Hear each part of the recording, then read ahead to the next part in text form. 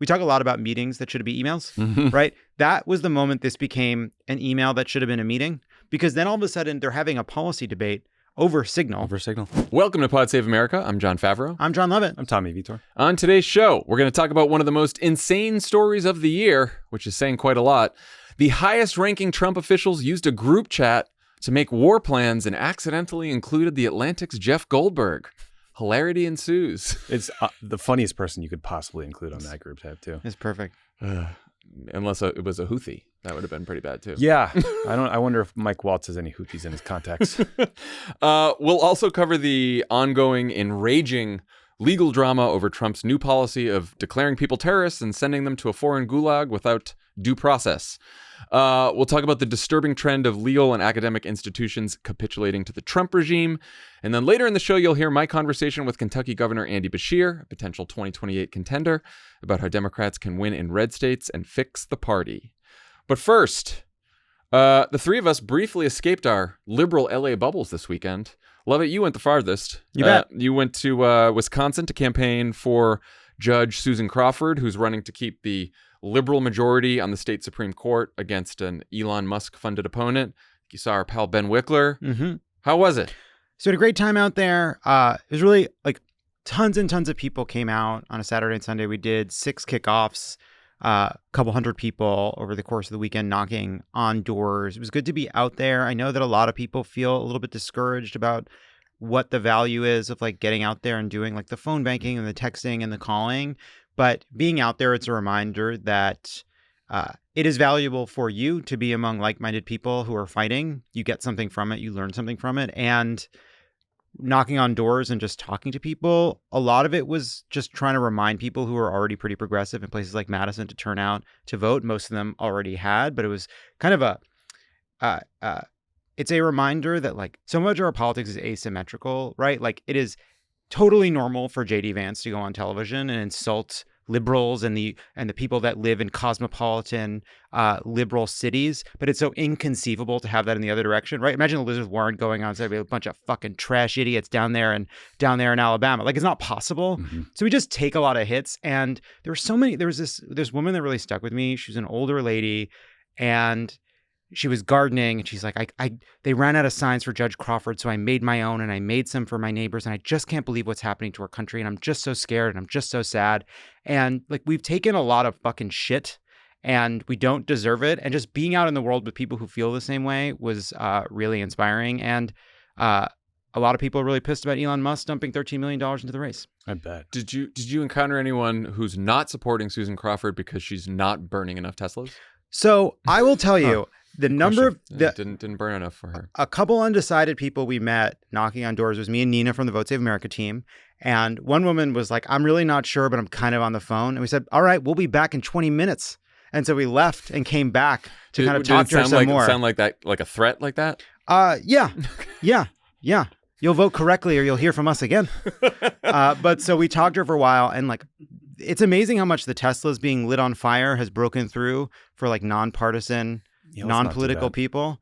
And I remember we just started saying like, well, it's not we're not here. We're not in favor of setting Teslas on fire, and Judge Crawford's not going to set any Teslas on fire. We don't really have anything to do with that, but here's why it's important for you to vote in this race, and why it's a bad thing that Brad Schimmel is fully funded by Elon Musk. So all attention is not good attention. No. It really did it did just a reminder. Even in Dane County, where Democrats get Putin margins. I will say, though, there are very funny people on the street that like people just are bringing up the Teslas being lit on fire. It's just like fully broken through. And because we talk like Elon Musk is dumping all this money into the state. And somebody was like, and they're setting all the Teslas on fire, which is not something I agree with, but I'm not losing sleep over it. Jesus Christ. Nice.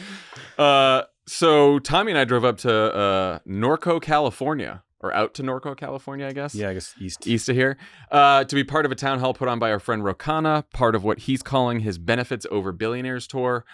Ken Calvert, the Republican congressman who represents the area, he isn't doing town halls. So Roe decided that he would. He went to Bakersfield, then he went to Norco, where we were, and then he went to Anaheim. So he had 3 events yesterday. What'd you think? Couple observations. Democrats in that district hate Ken Calvert. Mm-hmm. Hate his guts. He's been around for decades. They can't get rid of him. And they were really grateful to Roe for coming out. I mean, we had a similar experience. You did, Lovett. I mean, I think Roe said the crowd we saw was about 1,000 people. It's definitely several hundred. I was expecting like 50.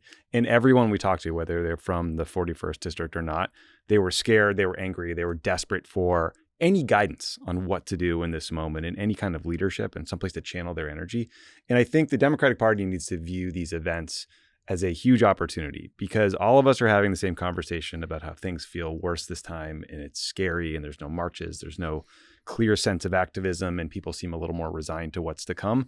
And the reality is there are millions and millions of people who are desperate for someone to help them channel their energies. And I think Roe, AOC, Bernie, people that are getting out into the country and doing these town hall meetings and listening, it's going to go a long way. And it's not just the midterms and sprinting towards to 2026. It's that you want these Republicans in battleground districts to feel vulnerable and to see headlines of like 1,000 people for Ro Khanna in my district. And maybe I shouldn't follow Elon Musk and Donald Trump down every fucking path. So I thought it was great that Ro did it. It was great to have been there and talked to a lot of people, and I'm glad we went.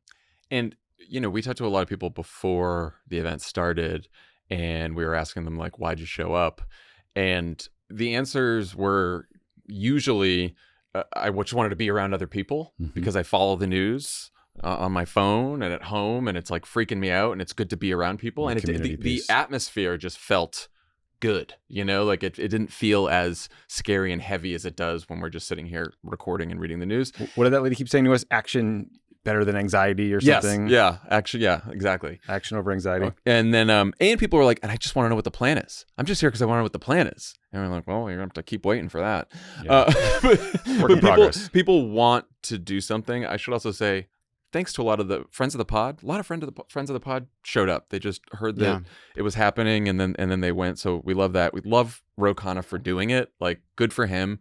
I hope every Democrat in Congress goes out and does a bunch of town halls, either in your district, in the nearby Republican district, anywhere you can. It's just it is good to get out and be with people. Can I make just one note on the Wisconsin race, which is a lot of this is about building long-term momentum. This is a really short-term fight. Voting is through April 1st, this coming Tuesday. So we're in the final week when you're hearing this. If you know people in Wisconsin that can cast a ballot, make sure if you have friends in Wisconsin, call them, make sure they're calling people. You know, one of the arguments that was, I think, I felt like the most response to in this race is, you know, Wisconsin has been on the like bleeding edge of this fight to preserve democracy. But right now, like all these Republicans that are seeing these town halls in their district, they're seeing a lot of this energy. They just genuinely don't know in their most cynical, weaselly souls whether or not it is smarter for them to stick with Elon or to buck Elon, vote against a bill that's unpopular, and stand with their constituents. And basically, does Elon Musk's money in Wisconsin buy a Supreme Court seat? If it does, they'll say, fuck it, I can stick with him and I don't have to worry about a primary and he'll protect me in November. But if it doesn't, all of a sudden they'll start to have more questions. So like the stakes in the Wisconsin rate are incredibly important in Wisconsin, but they're very, very big beyond Wisconsin. And if you want to get involved, either by campaigning in Wisconsin or attending a town hall or a rally near you, tons of helpful information on votesafeamerica.com. So check it out. All right, let's get back to all the terrible news out there. Trump, like most authoritarians, has been using the power of the state to weaken and punish any potential opposition. And more of his targets are unfortunately choosing to capitulate instead of fight. Last Friday, the law firm Paul Weiss not a person. I know, it's as you taught me Friday, not a guy. and I had learned 5 minutes prior to telling you. So Paul Weiss struck a deal with Trump to stop an executive order designed to cripple the firm's ability to take on clients in cases involving the federal government, even to step into a federal courthouse. The cost? Paul Weiss is committing to $40 million worth of pro bono work across 4 issues favored by the Trump administration. In an email to colleagues on Sunday, the head of Paul Weiss, Brad Karp, defended the deal by calling the executive order an, quote, existential crisis that could easily have destroyed the firm. At least 2 other law firms, Perkins Coie and Covington and Burling, are also staring down executive orders. But in a sign that appeasement never works, Trump then released a memo Friday night directing Attorney General Pam Bondi and Department of Homeland Security Secretary Kristi Noem to, quote, seek sanctions against attorneys and law firms who engage in frivolous, unreasonable, and vexatious litigation against the federal government, essentially trying to choke off the inevitable in already numerous suits filed against his legal actions. So this seems absolutely insane. What do you guys make of Brad Karp's explanation for his firm's capitulation? It's oddly similar to Chuck Schumer's explanation for why they're voting for the CR, which is like, yeah, no, we understand this bad. Still, maybe that's a good reason to fight them, right? If they're using their levers of power to in these sort of unconstitutional, extra legal ways, that maybe you should fight them. But you look at what they actually agreed to do, and it's like $40 million in pro bono. This is a firm that makes $2.6 billion a year. They don't actually spend that money. They assign the value of the time that the lawyers spend on it. We should also say that it's not that the Trump administration gets to pick the pro bono cases. They just said in these areas, and then Paul Weiss gets to pick the cases. And they're like veterans, and it's not like stuff that they might have wanted to anti-Semitism do. work. Right. And so there's a version of this where you read it more like the way you read when Mexico or Canada came up with a list of fake things to appease Trump to get rid the fentanyl czar. Right, like all that stuff. So like that's sort of how I read it. But the fact that we're still in a position where a law firm just have the ability to practice. I mean, this is such a fundamental violation of the First Amendment and several other amendments along the way. But like they're basically saying that we are going to make it nearly impossible for you to do your job on behalf of your clients, up to and including making it impossible for you to enter federal buildings. If they sued, they surely would have won. But what you then read is that there are a bunch of litigators inside of Paul Weiss that want to fight this, but a bunch of corporate lawyers inside of Paul Weiss that are saying, even if we fight and even if we win, the corporations we represent, companies like ExxonMobil, will all of a sudden be afraid of having a law firm that is seen as persona non grata with the White House. So they were looking for some kind of piece of paper that they could sort of use to kind of put this scandal behind them. And it's just yet again, Donald Trump inventing new authorities that the president has, and then those authorities become real because they're not actually challenged. Vexatious litigation.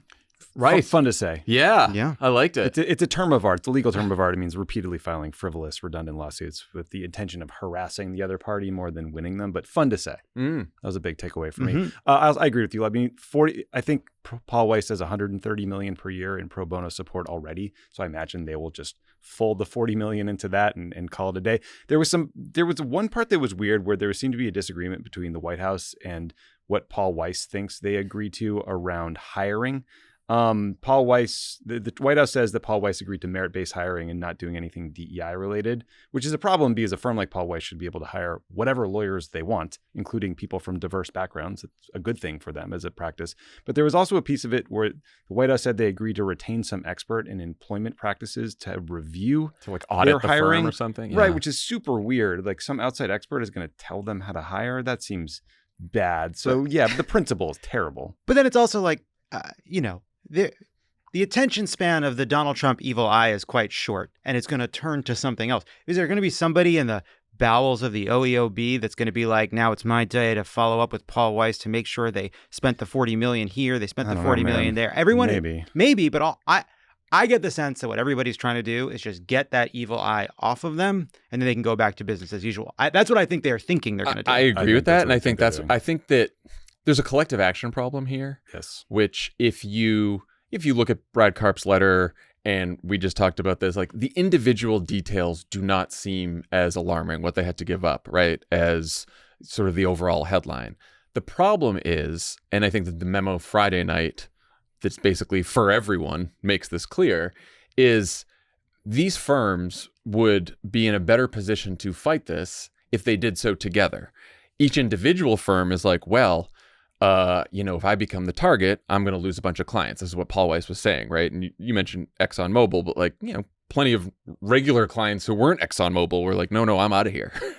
Because any client that they had with a federal contract, the Trump administration would have pulled the contract if they kept Paul Weiss as the firm. So if you're one of those clients now, you're like, well, I want to keep my federal contracts. Well, I'm not going to, I like the firm, but I'm not going to do. So you can see where each individual firm makes a decision that, okay, to save myself from this, I'm going to, I'm not going to give up too much anyway. And I was going to do the pro bono work anyway, so it's not a big deal. I'm just going to capitulate. But the problem is Trump smells blood, Right. and then they're just going to keep going. And like, if now the problem with what happened on the Friday night memo, if someone wants to sue the federal government for violating their rights or anything else, they're going to have a harder time finding a law firm to do so if law firms are worried that they will be investigated or punished for bringing a case that Trump just decides he doesn't like. Is vexatious. Yeah, I think, well, first mistake was sending Brad Karp to negotiate. You should have sent Paul Weiss. The second... Where is Paul Weiss? Where's this Paul whole Weiss? time? Guy's in hiding. Yeah. But I agree with you. I mean, like, in the first term, we all complained about the collective action problem among Republican elected officials and Trump senior staff, right? Because Right. they would complain to Maggie Haberman on background, but never quit or like put anything on the line. Yeah. Now, the problem, the collective action problem, is broken containment, and it is in academia and with CEOs and law firms and the media, and they're all just preemptively caving. And like, not only did Paul Weiss say they were going to lose clients, but they said that other firms were trying to poach their clients. Yes. Which, yes, Yeah, that is that's the good shitty. stuff. That's the good stuff. Yeah. that is shitty. But also, I wanted to say, did you expect a fight with the president to be easy? Right? We're all going to, like, when you stand on principle, you might lose money. You might lose status. You might get harassed. You might deal with risk and hardship. That's the point. And like, there is a decent chance that they made things so much worse in the long term, because do we really believe that Trump is sated? Do you think if Paul Weiss takes another case against him he doesn't like, that he'll be like, we had a good meeting with Brad Not a back in the fucking day? chance. Right. Same with Mark Zuckerberg. You can cut $1 million check to the inauguration. You can settle the lawsuit for $25 million and bribe Trump that way. But do you think he's going to side with you over Elon Musk in the next big AI fight? No way, buddy. Or like TikTok, right? Which Right. Zuckerberg would rather have banned. And now is our moment to establish some guardrails, and everyone is just caving.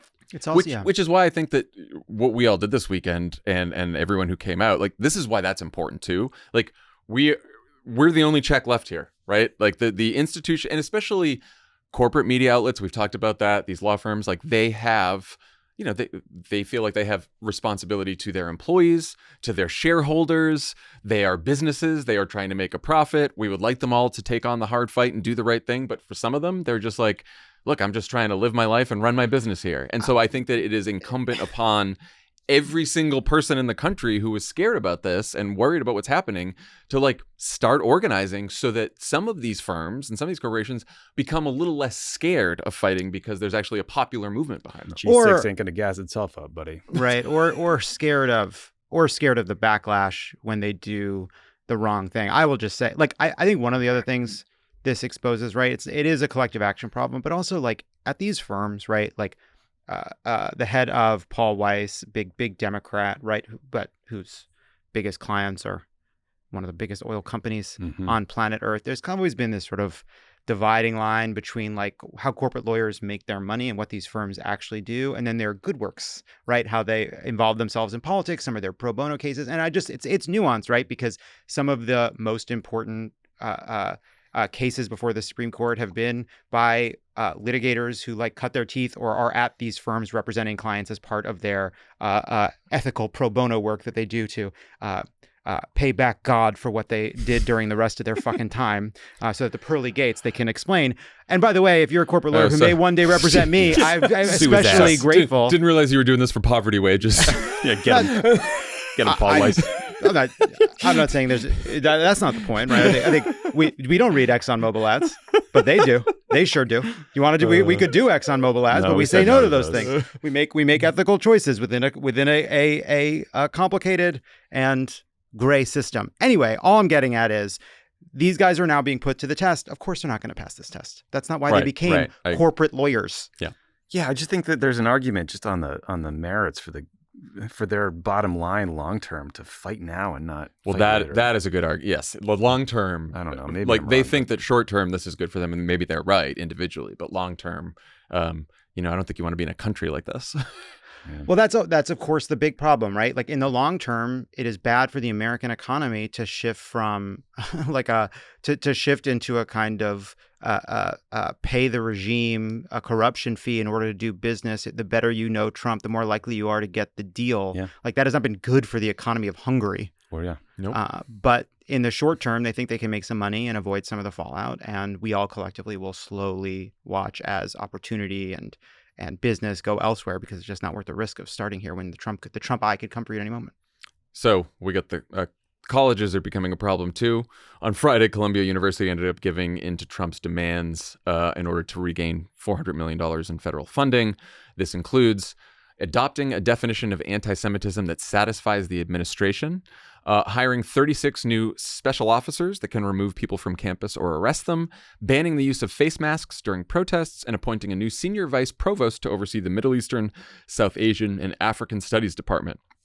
It's worth noting that in its March 13th letter to the school, the administration called its demands a, quote, precondition for formal negotiations to maintain a, quote, financial relationship with the United States government. They're fucking easier on Putin. It's like, so we'll see what comes next for Colombia. Meanwhile, Trump is still threatening the state of Maine.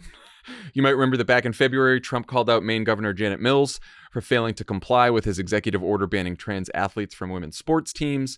Mills piped up that she would comply with state and federal law, and then Trump said she'd better fall in line or, quote, you're not going to get any federal funding. Mills replied, see you in court. In response, the Trump administration has launched multiple investigations into the University of Maine system, one of which led to the Department of Agriculture temporarily blocking millions of dollars of federal funding for Maine's farmers and foresters. Then on Saturday, Trump claimed on Truth Social that while the state has apologized, he is now demanding, quote, a full-throated apology from the governor herself and a statement that she will never make such an unlawful challenge to the federal government again before this case can be settled. Mills told reporters on Monday, I don't communicate with public officials by tweet or Instagram or social media, and said the EO was unconstitutional and the fight isn't about transgender sports, before hitting Trump for not having an economic plan beyond tariffs.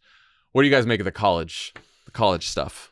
Oof. I mean, my big takeaway was the point you made about Trump calling it a precondition for formal negotiations. That is the strategic approach we took to negotiating with the Taliban or the North Koreans or the Iranians. Right, you have to meet certain threshold to earn negotiations. To get to the table. Columbia University. What are we doing here? I mean, the anti-Semitism definition, I'm not entirely sure what anti-Semitism definition is going to pass muster with the White House. I assume one that is pretty expansive. And as we've discussed before, that is a problem because a lot of those definitions of anti-Semitism, like the IHRA definition, includes a completely legitimate criticism of the Israeli government or Israeli government policy, or suggests that anti-Zionism and anti-Semitism are the same thing, which they are not.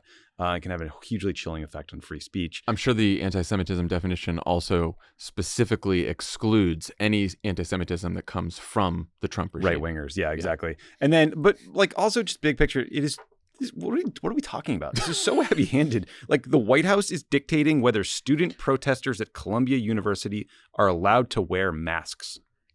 What? So, yeah, I mean, just like stepping back, government? Like this is as brazen and unconstitutional step that Donald Trump has taken since he became president. Look, the federal government is a behemoth. It sends money to all kinds of institutions, hospitals, colleges, private companies for contracts. The money goes to a lot of different places. It is a bedrock principle that when the federal government writes you a check, that cannot become a cudgel by which they can control your speech. Now, if the money is for something in specific, they have a lot of say as to how that money is spent. Even then, there are restrictions on how the federal money can be used to demand certain speech, right? There's just a lot of examples, Supreme Court, left, right, Well-founded, center, well-founded.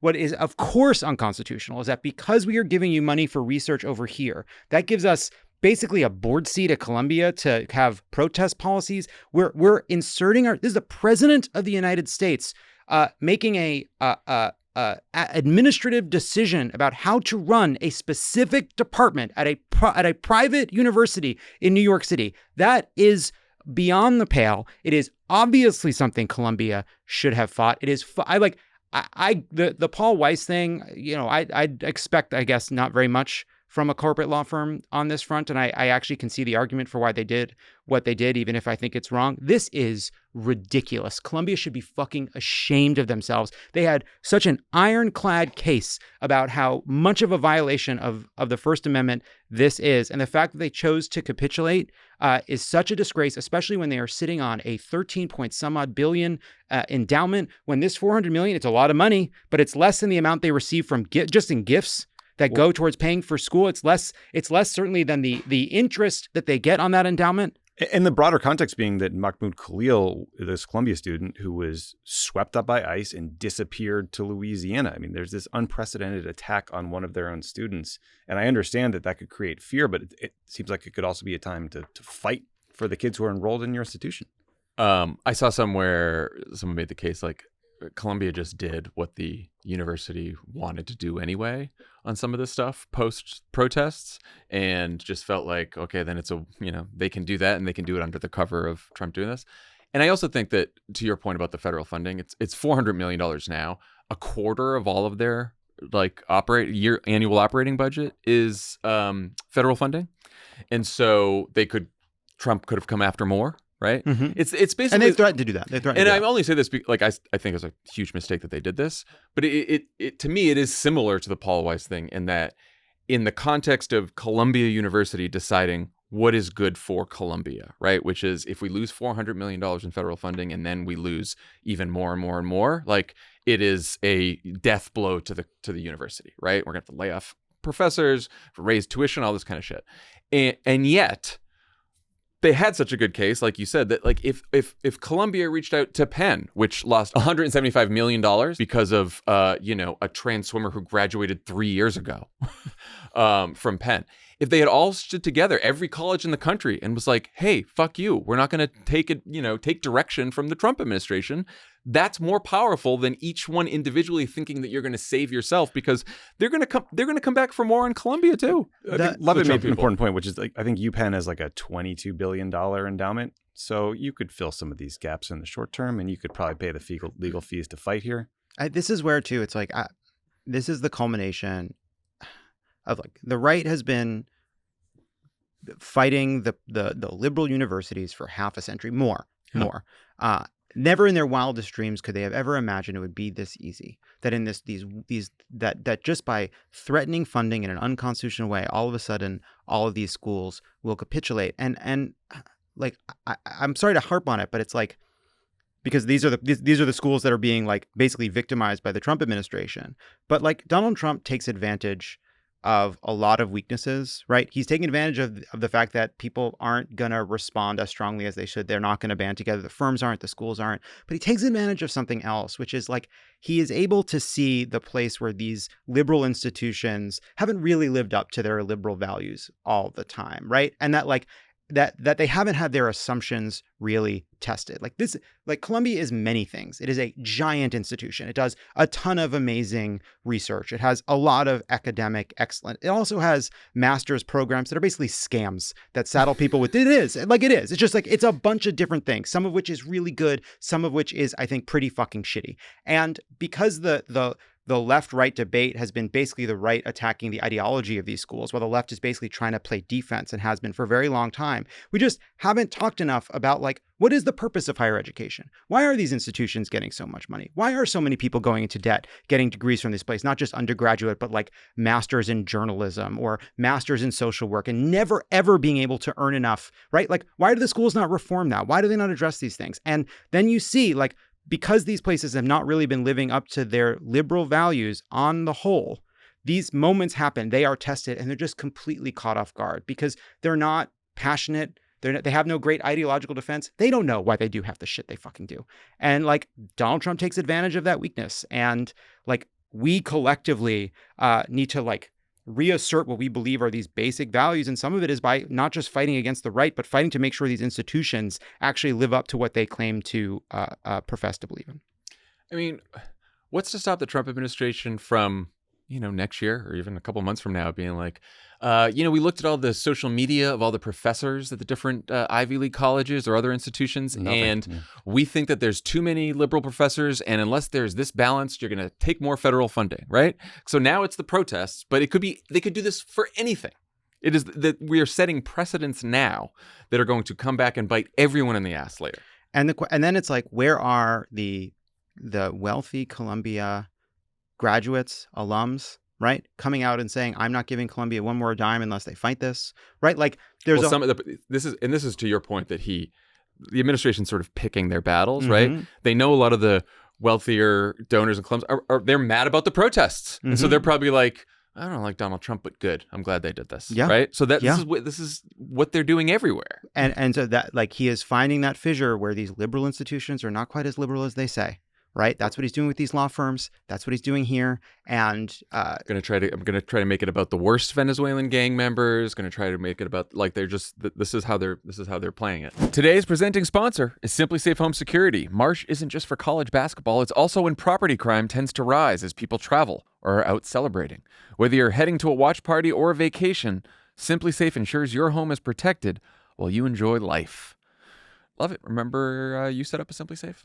I did set up Simply Safe. Incredibly easy to do. Works great. Looks great out of the box. The app is easy to use. Highly recommend it. Also, now they got that Active Guard outdoor protection that can help prevent break-ins before they happen. If someone's lurking around or acting suspiciously, those agents see and talk to them in real time, activate spotlights, even contact the police, all before they have the chance to get inside your home. No long-term contracts or cancellation fees. Monitoring plans start affordably at around $1 a day, 60-day satisfaction guarantee, or your money back.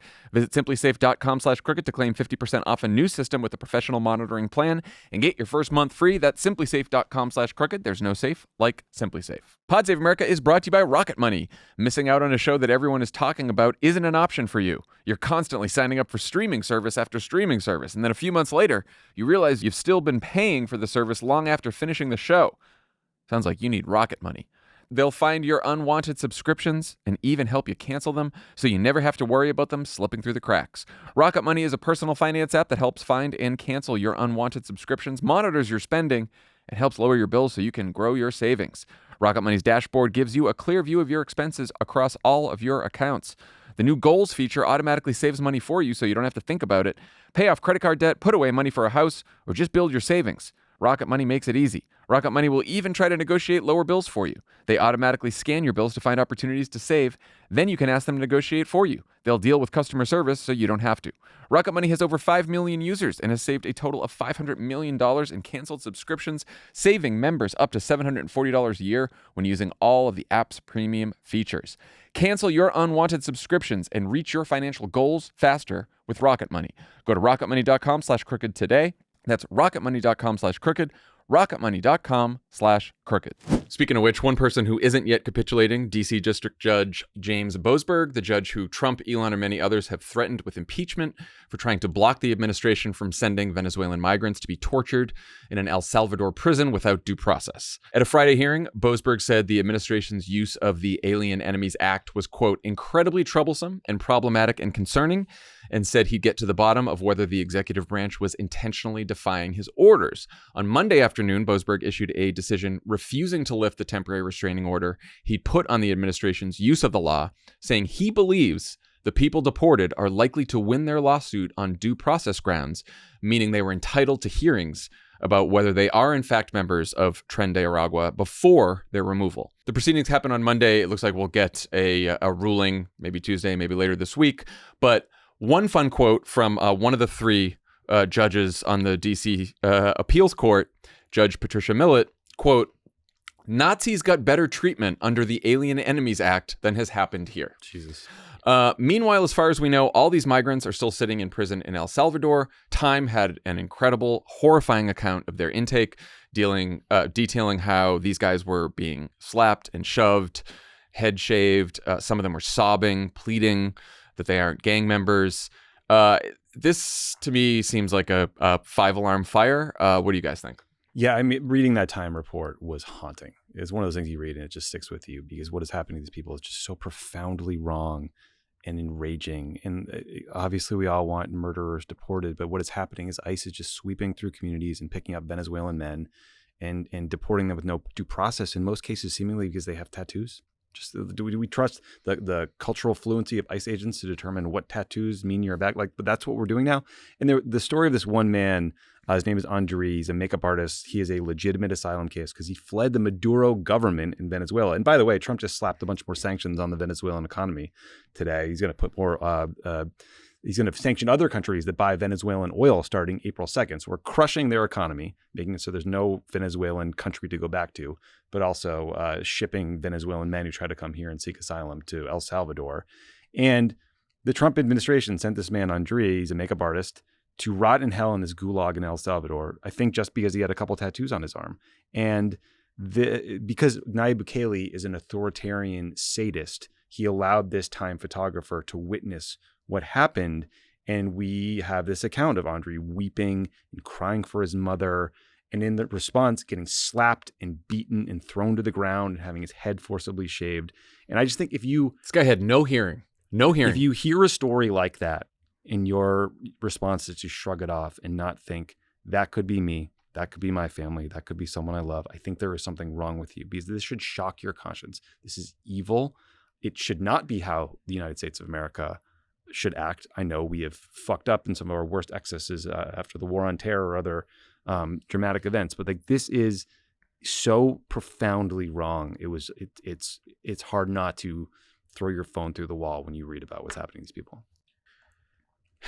Yeah, and the other part of this is these were like all these Republicans are going online and being like, I can't believe this is who Democrats want to defend, and this is who Democrat wants on it.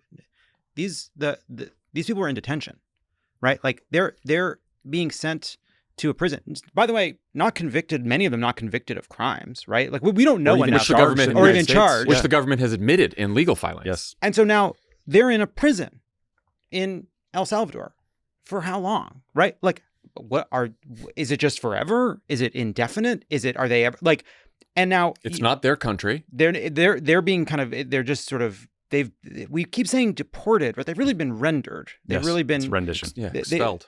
And that there are due process violations there, even if these are members of a terrible Venezuelan gang. If you haven't been convicted of a crime, why are you in a prison? But the fact that we're not even we're relying on their word. We have tons of evidence that a bunch of these guys had nothing to do with this gang. And the Trump administration is defending it. You got Tom Homan going out there and saying, well, illegal immigrants who commit crimes in America don't do due process with their victims. And that's the standard we're going to hold ourselves to. It's crazy. Yeah. And just a quick reminder on these prisons. Again, the human rights expert I was talking to, the people are tortured. They're killed in these prisons. Everyone in these prisons has scabies because there are just rampant infestations. Forced labor. The forced labor. The only silver lining he could offer me is there's less violence than in a lot of American prisons because they essentially starve them and they're too tired to hurt each other. So that is the conditions in these prisons in El Salvador that we are shipping men into.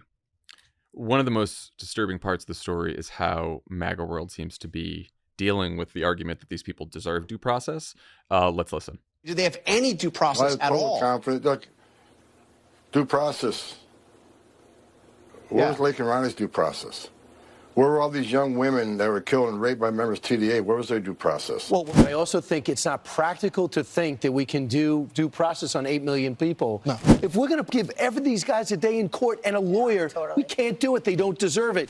Get these people out of our country as fast as we can. They're not immigrants. They're illegal aliens. Do you think with the way that the judges have been issuing injunctions, it would be easier or harder to send these Tesla domestic terrorists to a jail in El Salvador than these MS-13 or Tren de Aragua guys? Well, I view these people as terrorists just like others. When I looked at those showrooms burning, you didn't have that on January 6th, I can tell you. You didn't have anything like that on January 6th. This is why I think it's helpful to remove the specifics of the case if you're not on board with the argument we're making here, and just like step back and think about what argument Trump and his administration are making here, right? Which is now the government can round up anyone, send them to a foreign prison without due process, and the justification is, well, that person is an alien enemy. And when you say, okay, prove it, they say, we don't have to. Just take our word for it. And then you say, oh, well, this person's a citizen. You certainly can't send that person to the El Salvadoran prison. It's like, no. That person is a domestic terrorist. You say, well, you can't strip anyone. Well, you want a domestic terrorist? Well, why are they a domestic terrorist? Oh, well, because they burned a Tesla. Okay, so now if you burned a Tesla, you're labeled a domestic terrorist, and then somehow you could lose your citizenship, and then you can be sent to El Salvador. And the whole time, no due process, no trial, nothing to prove. That's where we are. The other, like, obviously these are dangerous morons, but like, these people don't deserve due process. How do you know they're these people? Right. It's just take our word for it. Just even on your own terms. How do you fucking know? The way you know is by having a process. Oh, we can't.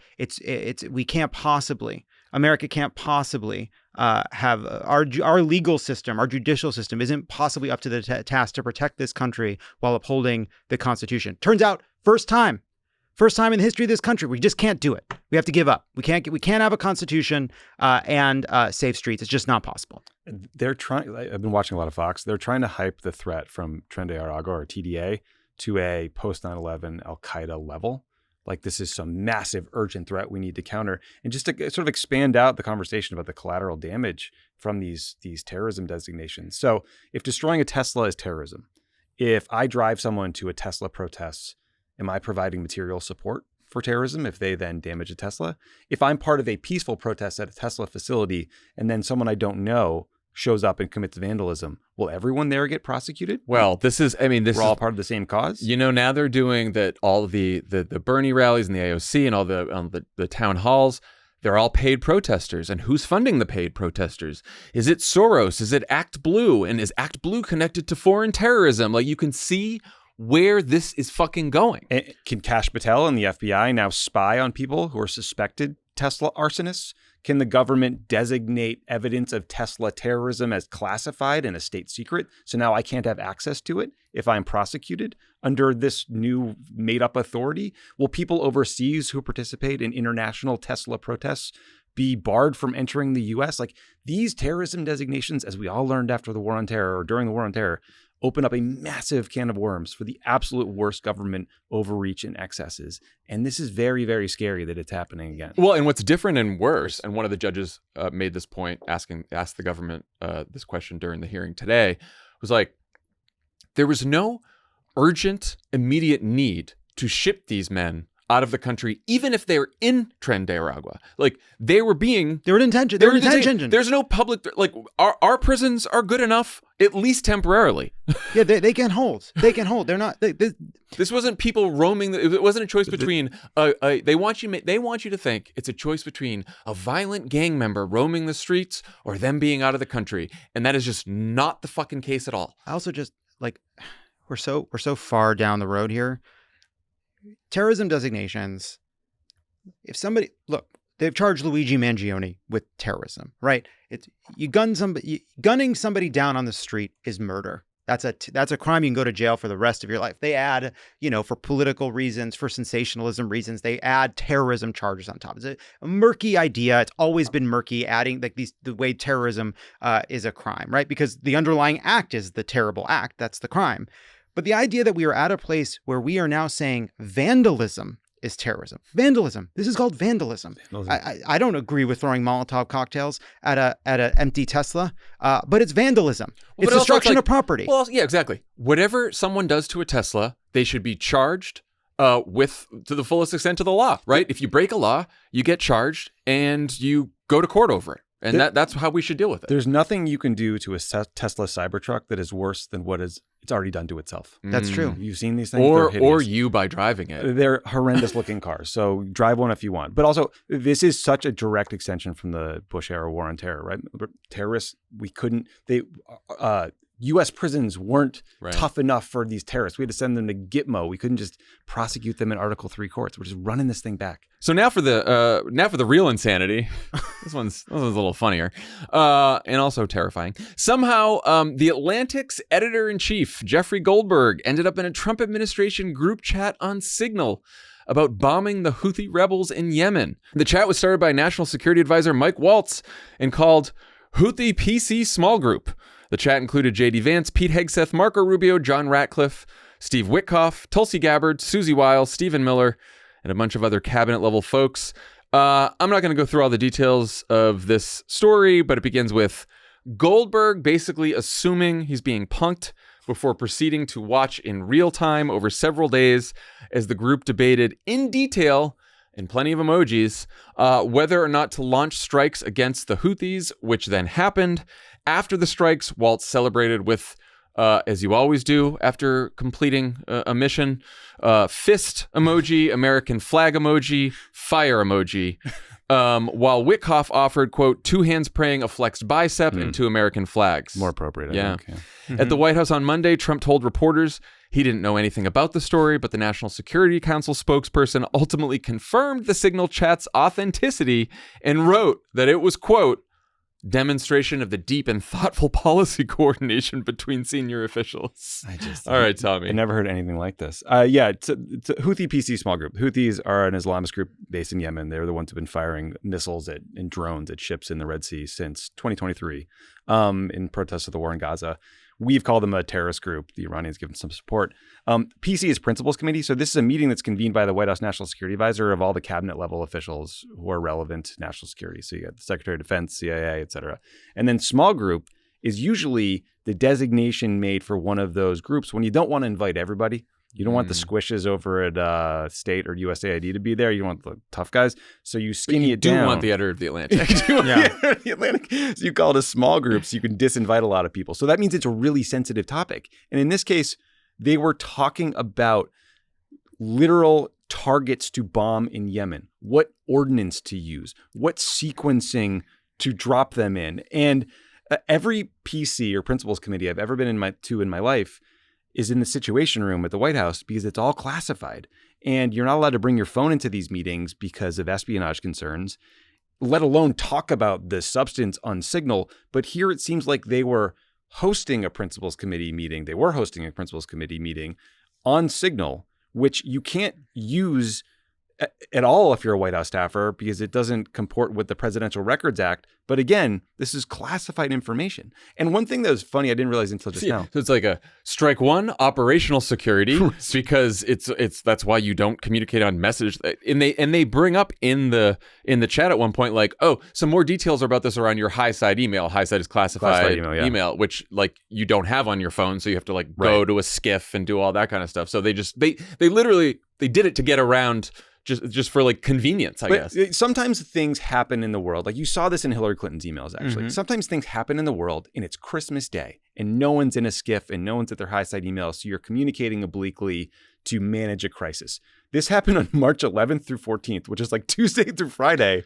Everyone should be sitting at their desk where they could presumably get on the JWICS, the top secret email system, and fire off a classified message to each other or walk downstairs into the sit room and have a meeting about this Houthi target they want to bomb. It's insane. Yeah, at some point, JD Vance was at an economic event in Michigan. Yeah, right. At some point too, like the things go really off the rails when they're all added to this chat, and then at some point Vance replies with something like, "I don't agree with this decision," just flagging basically some version of that, like, "I don't agree." And we talk a lot about meetings that should be emails, right? That was the moment this became an email that should have been a meeting, because then all of a sudden they're having a policy debate over Signal.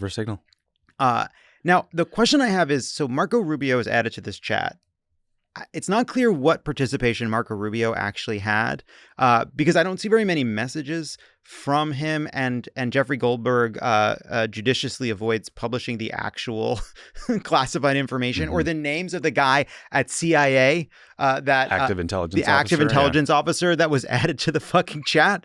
But I wondered too if some of this is like Marco Rubio, who's a more serious person than Pete Hegseth, being like, these fucking jagoffs, I cannot believe they're discussing this. Oh, well, I don't know. Or he's just irrelevant. I mean, my big takeaway from the kind of the messaging flow and sequencing is it seemed like Stephen Miller is the end-all, be-all decision maker on this chat about whether they're bombing Yemen. Or the voice of the president, right? He sort of comes in and says, this is what the president said in the meeting, so this is what we're doing. It's like, Mike Waltz, you're the national security advisor. You haven't talked to the president. JD Vance, you're the VP. You haven't talked to the president. I know. I did take that as like you know how this is around this most senior levels of the White House. Everyone's like, well, I took what the president said to mean this. And then someone else is like, oh, well, I was at a meeting with the president afterwards, and I took what the president meant to say this. And they all try to like, it's a in reality, Trump's like, what's a Houthi? Well, no, in reality, when they asked Trump later that day at a press availability, he goes, oh, this is the first time hearing of this. That was very funny. Well, that was just about the threat itself, right? Yeah. He was like, I don't know anything about that. But then he was like, I don't like the Atlantic, though. I'm like, okay. Yeah, well, your staff does, because they copy him on deliberations. Well, that was the part of it that was interesting, which is like, so I guess, does that mean he was in Waltz's phone? Who's JG? Who did he mean to add? Who is JG? Who did they think they were adding? Why did nobody notice that guy never replied? Why did they not need his way in? So there was either another JG, or I was thinking, let's see, JD Vance was on there, and there was another J on there too, John Ratcliffe, the CIA director. So unless, you know how when you're in your phone, you do one letter and it's someone's name comes up. So maybe it auto-populated with Jeff Goldberg and he didn't realize it. I don't know. I wonder too. So what a world. I wonder too. Like somebody when that Time story came out and we had this sort of blow by blow of that closed press cabinet meeting. It's like, well, somebody's leaking this pretty good. Sounds like somebody might even be recording it. And then you see this, and it's like Jeffrey Goldberg is popping up so quick on the fucking thing that you're gonna like accidentally adding him on Signal. The JD Vance part is interesting in that. So as you said, Lovett, he was like flagging, I'm against this, or at least the timing. Why do we have to? Can we wait a little bit? But can you talk about why he was against it? And JD Vance is being kind of an isolationist case against striking the Houthis, which big picture I tend to agree with. But he comes at it by arguing that a much higher percentage of goods come from Europe and are at risk from the Houthis than U.S. goods. Through the canal. Because if you think about the Suez Canal, it connects the Mediterranean to the Red Sea down to the Indian Ocean. So it links Asia to Europe. And it's just weird that he makes all of this about Europe and European goods, because the bigger argument you usually hear about the Houthis, scaring ships out of the Red Sea is that everyone ends up going around the Horn of Africa and all shipping takes longer and everything is just net more expensive for everybody. Yeah, the point he seems to be making is, well, the point he seems to be making is the Europeans are worse than the Houthis. Well, or I think yes, sure. I think he's saying, well, if we're arguing that Europe should be responsible for its own defense in Ukraine, it's sort of it's inconsistent to then have our Navy do their bombing for them when we're only getting 3% of the trade, but they amount to 40 or some odd percent of it. And then Stephen Miller jumps in and he's like, yeah, I mean, if we do this, Europe's going to have to give us something for this. But how is this about Europe and not Israel? Right? The proximate cause, the reason the Houthis are firing missiles and drones at ships is because they're doing it, they say, in solidarity with the Palestinian cause, and because they want the war in Gaza to end, or they want humanitarian relief to get into the Gaza Strip. This is clearly an effort to help out Netanyahu, because the Houthis are also firing missiles at Israel. One of the arguments they make for doing it now is being afraid that if they don't, Israel will do it for them. Yeah. And so it's like, well, we don't want Israel to do it. Right. We'd rather have Europe do it, but Europe doesn't seem to have the Navy for it. So I guess we have to do it. But don't worry, we'll get something after for it. We'll get payment for it. I was thinking about this. I made a video for the Crooked Media Instagram about some previous multifaceted mix-ups with the wrong people getting CC'd on email chains. Remember when we sent about 30 emails to Lyle Lovett thinking we had copied Jon Lovett? Yeah. Oh, yeah. And then he finally replied. It was like, hey, everyone. It made me think Grammy Award-winning and also musical artist. He finds it quite frustrating when people are confused between our two shows. Like, not in like a fun way. Like he gets like a little bit mad. Remember that? Yeah. Yes. Look, I've been sent notes on The Mandalorian.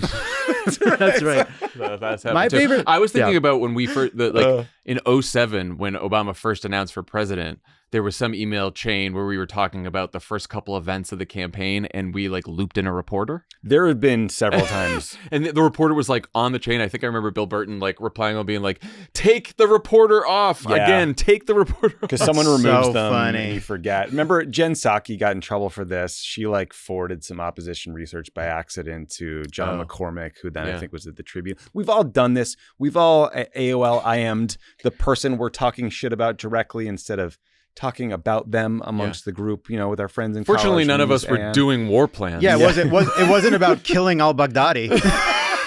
It was about dinner. But I remember one of my favorite all-time email fuck-ups was, and I don't want to say, it was in the Hillary campaign. I know It was in the Hillary campaign.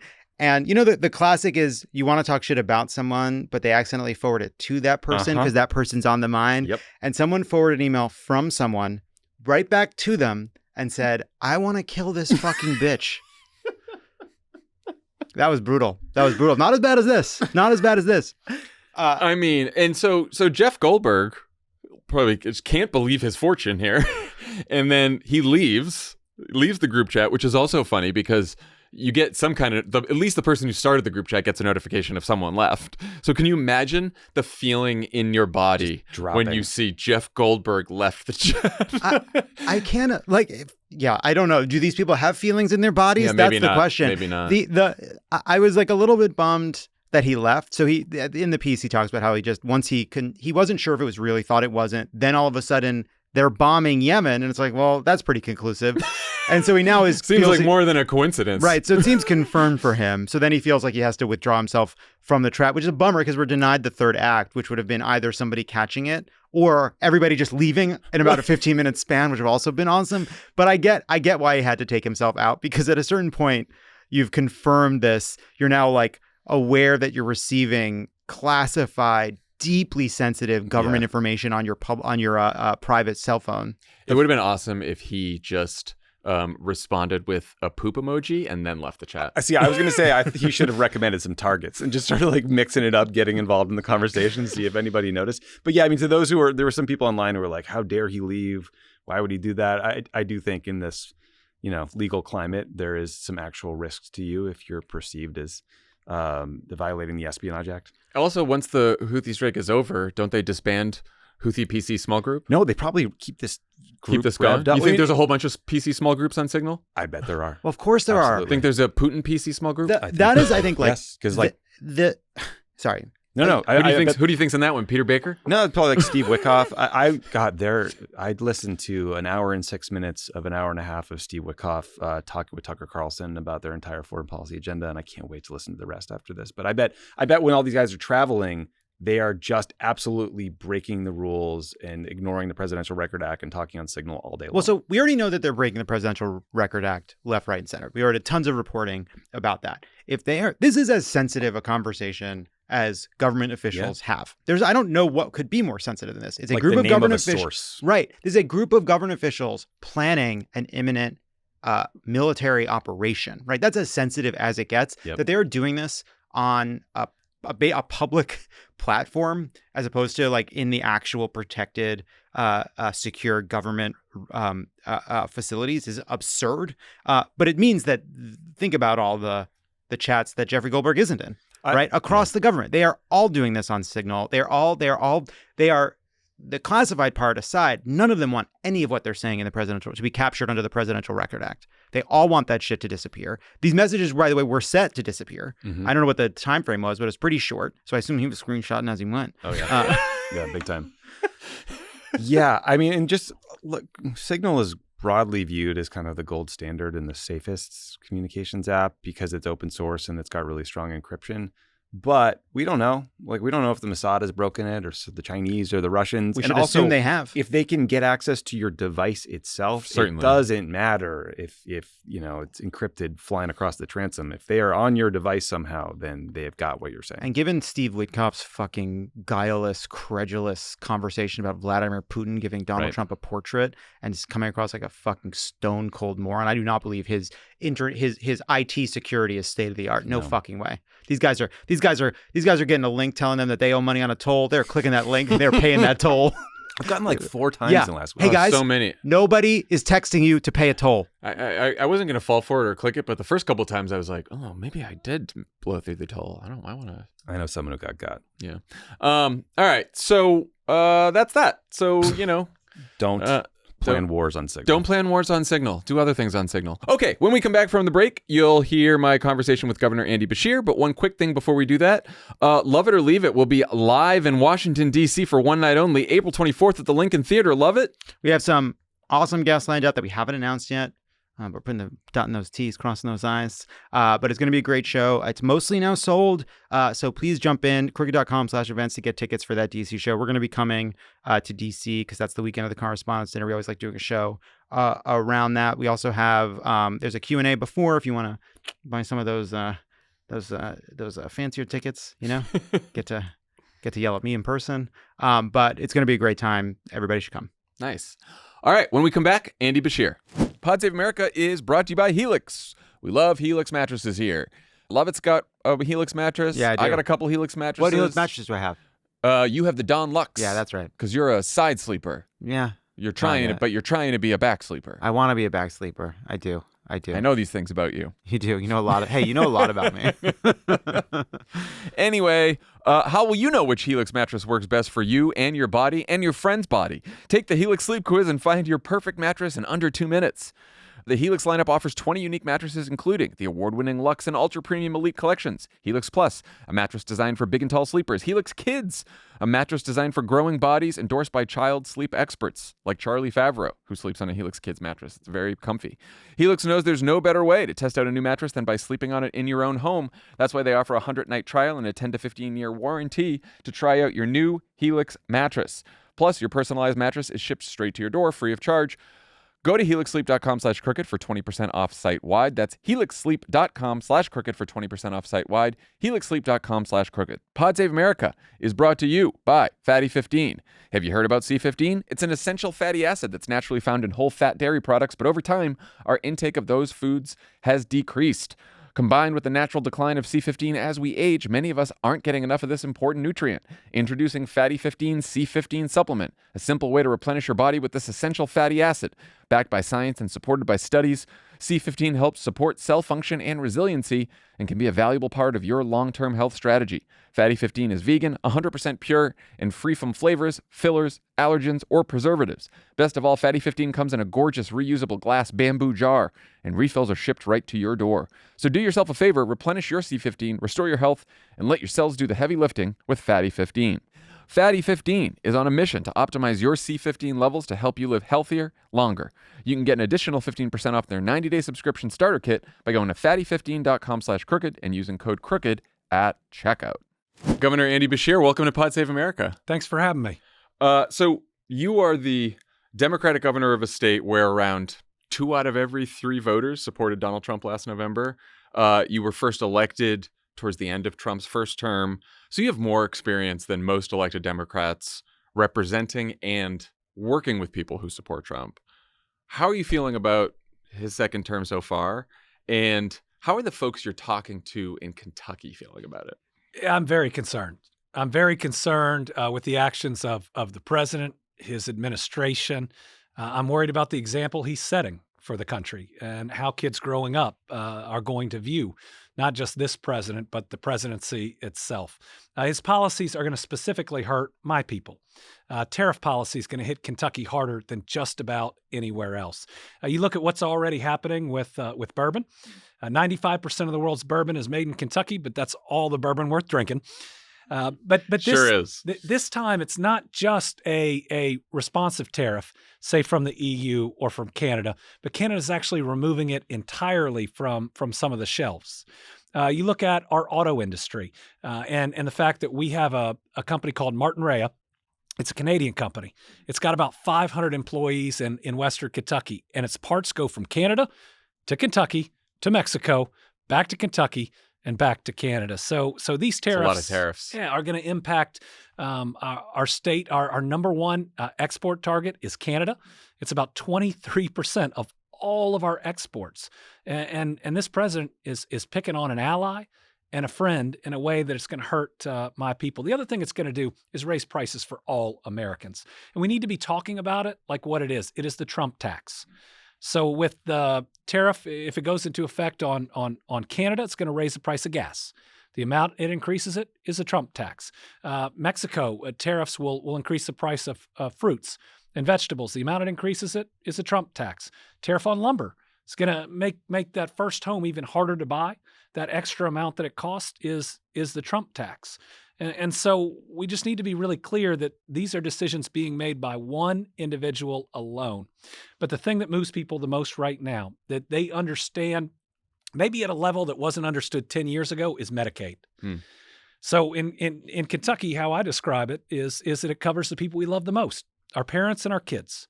Half of Kentucky's kids are covered by Medicaid. 70% of our long-term care costs are covered by Medicaid. And without Medicaid and expanded Medicaid, rural health care ends.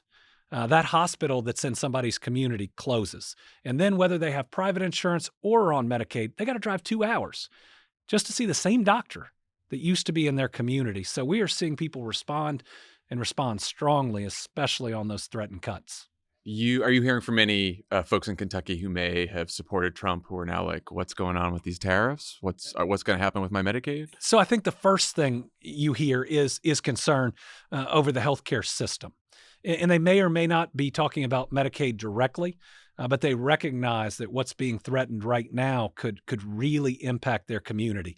So in many Kentucky communities, the number one employer is the school system, and what they're doing to the Department of Education could impact those jobs. And the second biggest employer is the hospital system, are the clinics. And so you think about how this could gut rural America and jobs. I mean, I see it and I hear about it in each of these communities. So obviously, his economic policies are inflationary. This is what people are going to feel more than anything else. If you poll people, they're going to be more concerned about Medicaid. They're going to be concerned about the tariffs. There's also some pretty, I think, alarming, scary things that he's doing as well. So in the span of just 1 week, the New York Times reported that Trump administration believes ICE agents can now enter people's homes without a warrant. All they have to do is claim they're looking for Venezuelan gang members. The president himself has called for the impeachment of a Bush-appointed federal judge who blocked his administration from jailing people in an El Salvador mega prison without due process. This morning, we're speaking Friday afternoon, Trump said that Americans who vandalize Teslas are domestic terrorists who should be sent to that same foreign prison in El Salvador, where people have been starved and tortured. For vandalizing a Tesla? Yes. Yeah, that's the new thing now. You're a lawyer. You served as attorney general. Like, is this a 5-alarm fire for the country? It feels like that to me. I don't like, alarming people unnecessarily. And I realize that this probably isn't the highest polling issue right now, but it seems pretty scary what he's doing. Well, people should be alarmed in the very least that we have a president who apparently does not believe in his oath of office and doesn't value the fact that the Constitution only makes him one branch of government. I look at whether it's the president or Republican members of Congress. They all took an oath to defend the Constitution. Many of them took that oath putting their hand on the Bible, making a promise not just to our country, but in some instances, the Almighty. And look at what they're doing now. Republicans in Congress are letting the president violate the very laws they passed and acting like it's not a big deal, being more loyal to their party than their country, being more concerned about how Trump will react than whether they're violating that oath and that promise that they took. And then with the president, it seems like everything is the us versus the them. It's the finding out who is the us and who is the them. And that's bad for America, and it's bad for our future. Now, we're going to have to, post this presidency, find a way to heal. Because we cannot be red and blue on every issue, left or right on every issue. We got to get back to right versus wrong instead of right versus left. And I do think that the more that this president does and how he talks, especially about people, is and will make an impact. I mean, take the veterans we're hearing from that serve their country and then go into the civil service with our government. They're being laid off and then told it's their fault because they did a poor job, which is a total lie. That hurts. It hurts them, and everybody sees what's happening. You mentioned our children. I have 2 kids, 4 and 1. The oldest is very aware of Donald Trump, starting to ask questions here and there. Only your and my 4-year-olds would be aware of. Yeah, right. I know your kids are older. 15 and 14. How do you talk to them about what's going on in politics in the country right now? So at 15 and 14, I've got to give them the space to talk to me about it, to make sure that I'm listening and not just telling. Yeah. Because it's important that especially at that age, and with me as a parent, that they've got the space to know that they're forming their own opinions. But they're concerned too. My pledge is that we cannot leave a broken country to our kids and ultimately their kids. If this happens on our watch, which it has, our job is to not only fight to prevent as much harm as we can, but to also repair what is broken or what will be broken. There seems to be a broad agreement from across the political spectrum that Democrats need to do a better job of fighting back right now. There's less agreement as to how. What are your thoughts on this? Well, first, I don't think disagreement in and of itself within a party is a bad thing. Yes, we need a united front, but we're not following just one voice like you hear with Donald Trump. And that's, I think, a more healthy party and a more healthy democracy. What I think we've got to do is focus. I think we earn back the trust of the American people by, yes, standing up for important issues, but showing the American people that we're going to spend 80% of our time on what they're worried about the most, right? They wake up in the morning worried about their job and whether they can support their family. They're worried about their next doctor's appointment or their kid's doctor's appointment, the roads and bridges they drive, the school they drop their kids off at, and whether they feel safe in their communities. And so while the president claimed he was going to focus on those things, he's done anything but it. He has been obsessed with culture war issues, which means the lane is there for the Democrats to re-earn that trust. But I think that we've got to be, again, laser focused so that people see what we talk about and what we work on truly betters their lives. As a Democratic governor, maybe that's a little bit easier for me because Democratic governors, our job is to get it done. And we get dirt on our boots, right? We get out in our state. People want to see and feel and touch progress to believe it's happening. So in Kentucky, we're building the 2 biggest battery plants on planet Earth. Well, you can bet I'm going there and I'm showing people what's happening. When we opened the first new hospital in our largest African-American community in 150 years, I wanted to be there. You know, it's an important moment, but it also ties the work that you do and the progress that's occurring out there in a much more real way than, say, a signing in the Rose Garden. Do you think that a problem for the Biden administration was that they didn't do enough to sell the accomplishments of Biden's presidency? Or do you think that, you know, we've had an affordability crisis for some time and they just didn't do enough to fix the affordability crisis? I think President Biden himself would say they should have sold it more, but also that they should have done it faster. Sometimes Democrats can write in too many regulations, too many complications, and it's okay for both Democrats and Republicans to think that government should work better. Right? Government should work faster.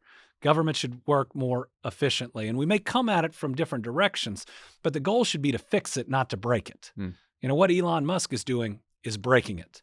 You can't fire half the federal workforce and it still operate. You can't close the Social Security office in an Eastern Kentucky community and shut down the call-in line and expect someone who lives on that amount alone to travel several hours to see somebody in person.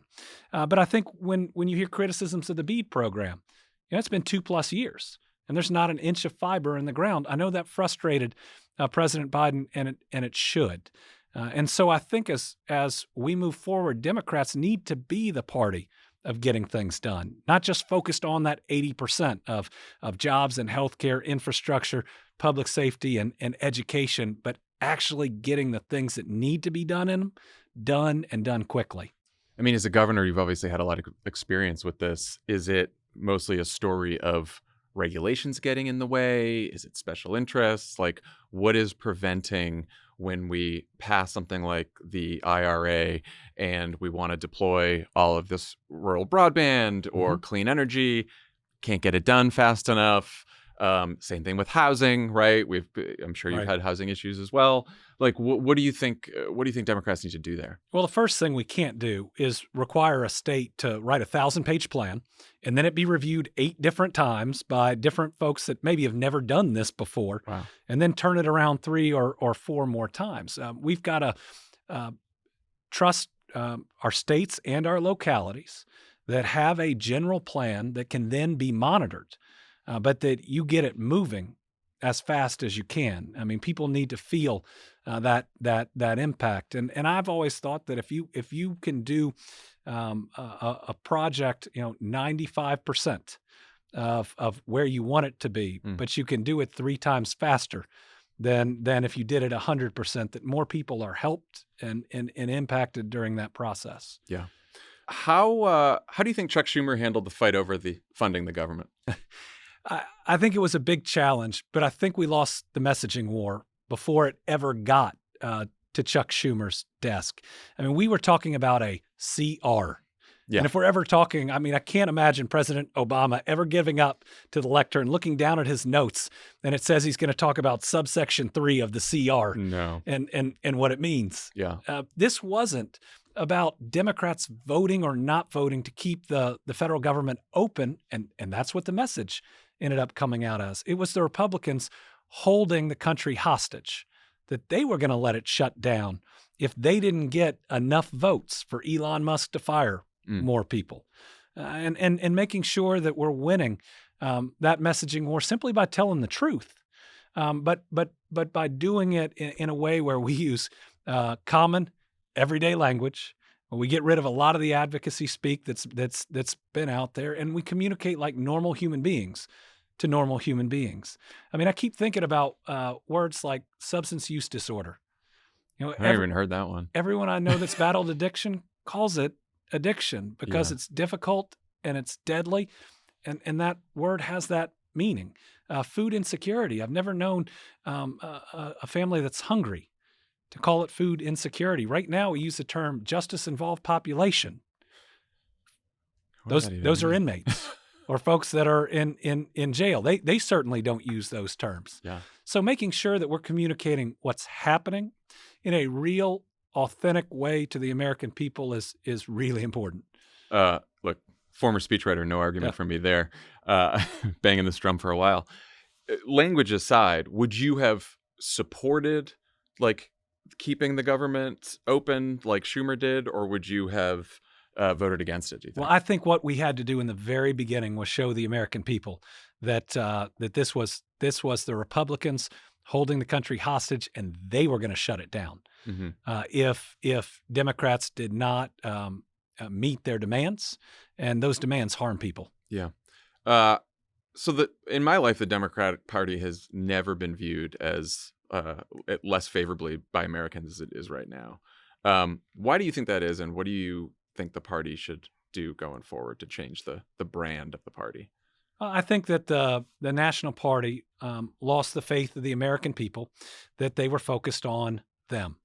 I'll take the last ad run by President Trump in the campaign. I don't think that the folks that moved after watching that ad were moving because they're anti-trans. I think folks that were already going to vote for Donald Trump. I think what it did is it convinced some people that he was going to focus on prices and the economy, and that she was focused on other things. I think what we've got to do in the Democratic Party is both stand up for our beliefs. Listen, I vetoed the nastiest anti-trans bill in Kentucky history, and I did it in my election year because I don't like bullies, and I didn't want people picking on those kids. Yeah. But at the same time, I was opening a new factory the next day. I was working to create that new clinic in a county that doesn't have one, so you didn't have to drive an hour to see a doctor. We opened a road called the Harold Domini, which saves people 40 minutes on their commute every day that they can spend with their families. So making sure that it's not an either or, that we can do both of these things, and we can do them if we explain our why, our authentic why.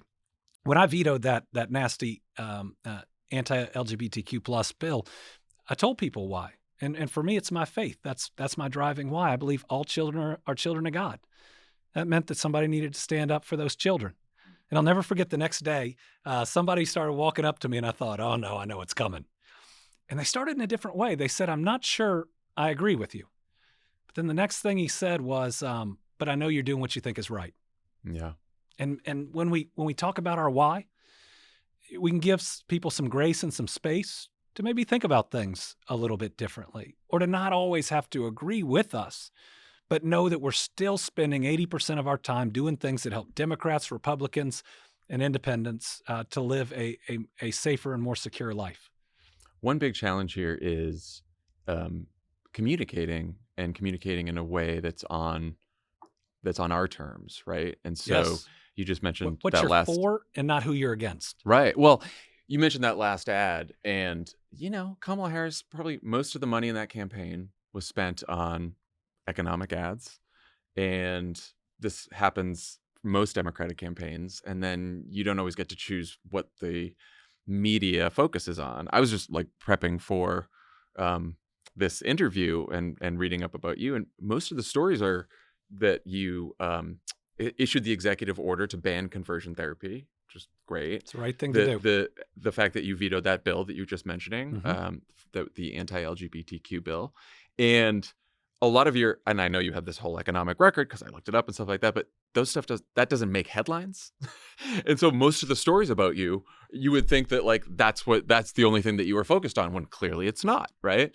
And I wonder if you thought about, as the party, when you're governor of a state, you probably have like a little bit more leeway to sort of shape the narrative, and people know you in Kentucky, right? Because you've been everywhere. You've been all over the state, and as you've said, you've had a lot of... They call me Andy, which I love. Right, and you've had these natural disasters in the state, and so you've gotten to go see people. And but nationally, it becomes really tricky to build a brand for a party, to stand up where you have to stand up, even if it's unpopular, but to also like focus like to make sure people understand that you're focusing on cost of living, inflation issues, when those don't break through as much. Have you thought about that? Yeah, it takes work. So when I started my re-election campaign, we had the best 2 years of economic development in history by far.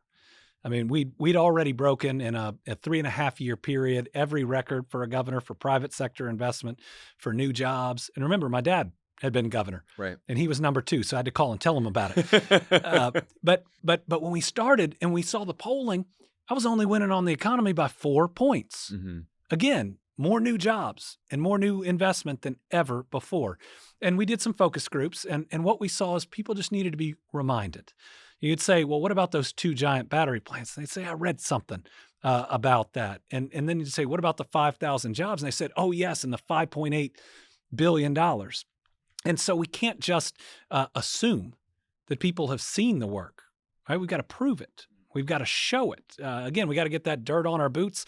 By the end of that campaign, our exit polling had us winning on the economy by 30 to 40 points. So it's important to have the record, but you can't have an ego about this thing. You've got to go in and prove what you've done over and over and over. And that discipline, you've seen it in politics, means you might give the same speech every night, because somebody needs to hear that message. But it's got to be about more than you. It's got to be about the work and the results, and that's how you get it out there. You mentioned we need to be talking about what we're for, not just who we're against. Not asking for a laundry list of policies, which I think sometimes is a challenge for Democrats as we start just talking about policies.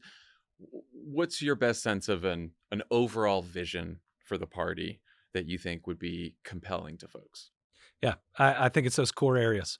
I think we'd say we as the Democratic Party are going to be the party of jobs, of accessible health care, of safe infrastructure, of good public schools, and of public safety, where it's not just the numbers say you're safe, but you feel safe. And we have to, on that last point, we get caught up in the numbers and in the statistics, but we've got to recognize how people feel. I mean, we're the party that believes that mental health is just as important as physical health. But when somebody said, I don't feel safe, we had a lot of members of our party that said, oh, no, you are. Look at all these statistics. And so understanding that we've got to meet Americans where they are. And if the statistics say one thing, but people don't feel it, then we got to work twice as hard. Yeah. Right. We've got to increase public safety that much more. You made some news recently when you said that Governor Newsom shouldn't have had Steve Bannon on his podcast. You said, we shouldn't be afraid to talk to and debate just about anyone, but Bannon espouses hatred and anger and even at some points violence, and I don't think we should give him oxygen on any platform ever, anywhere. There are quite a few Republicans who espouse the exact same views as Steve Bannon. They appear on his podcast. You probably have a lot of people you represent who listen to Bannon, even like him. Why is it a bad idea to challenge and debate Bannon's views for the benefit of the people who may find them persuasive but are not sure yet? So I don't think there's anything wrong with Gavin, who I know, consider us friends, having different voices on and having this discussion back and forth. I think that's important, and he's doing a good thing there. But when somebody stands for hate and intolerance and violence. Lifting their voice up or putting it out there in a way to where even more people hear it, I just think is wrong. I don't disagree on Gavin's overall approach on the podcast, but I strenuously disagree with this guest. Because of his words, people have been hurt. People have been harmed. Our country is a less safe place. People feel less welcome in different areas. And I'll always believe that love is right and hate is wrong. And I just don't want to lift up a voice of hate. There's been a lot of speculation that you'd be a top presidential contender in 2028. Obviously, we're far from candidates making announcements of any kind, unless you'd like to make one here. But I'm curious to get your thoughts on what kind of a leader you think the party needs next time. And also, you're going to be the head of the DGA, the Democratic Governors Association, in 2026. What kind of candidates are you hoping for that the party runs? So my goal right now is to be the best governor of Kentucky I can be. I love where I'm from. And we made some really great strides for our people. And there's more opportunity in Kentucky right now than ever before. And I'm really proud of that. And I want to finish this job for the people that I love. When I look at the DGA in 2026, my job is to win as many of these races as I can. We've got 36 across the country. And the more of those races that we win, the bigger the list for 2028 gets. And that's a good thing, to have a lot of different leaders who would be out there making their voices heard. But I think we've got to have people that are seeking common ground for the common good and can hopefully lead this country in a direction that brings some healing and brings people back together. I think we're going to desperately need that after this presidency. So someone, again, who's focused on issues that lift everyone up, that make lives better, whether you're a Democrat or Republican or an independent. I mean, a president that can do that for 4 or for 8 years, I think can help us heal, because people can see that. And I also think that people feel whiplash right now. Like they feel, rightfully or wrongfully, like the pendulum swung far to the left and now it swung really far to the right. I think they want it to stop swinging. And so I think what we're going to need are candidates that can check their ego and recognize what's necessary for the country and for our states, is to have people who are doing this for the right reason, that don't want to leave a broken country to their kids, and that will do the right thing for all Americans and get us beyond this partisanship that we're seeing.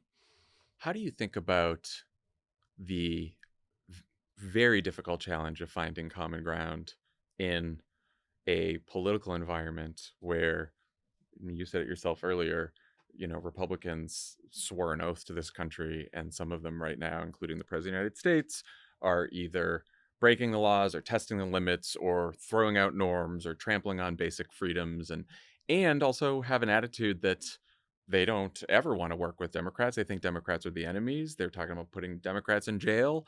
And, I'm a common ground guy. I worked for Barack Obama, so I'll always feel like that. But, I have to say the last couple of years have got me in a spot where it's like, I know that that's what voters say, that they don't like the division. They want us to come together. I believe that that's what people want in this country. It's really hard to do that when one political party now has been taken over by people who, most of them, just don't want to do that. Well, we got to push through.